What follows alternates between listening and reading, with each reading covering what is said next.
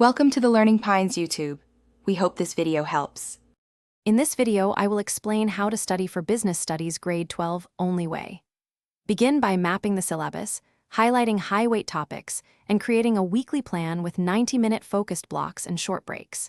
Use active recall methods like flashcards and concept mapping, and practice past papers under timed conditions. Review case studies and financial statements aloud, record weak areas, and adjust your plan weekly to ensure steady, measurable. Start with active methods that force recall rather than passive review.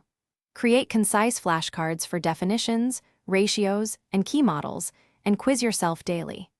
Explain topics aloud as if teaching someone else to reveal gaps and reinforce understanding.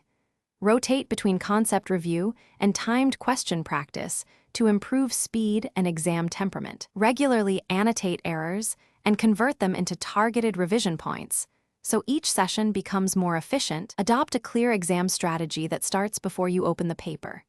Scan the paper, prioritize high-mark questions, and allocate time per section so you don't run out at the end. For long answers, write a brief outline to structure your response and ensure you hit required points and keywords. Practice with past paper rubrics to understand marking and learn to convert theory into concise, evidence-based answers under timed conditions.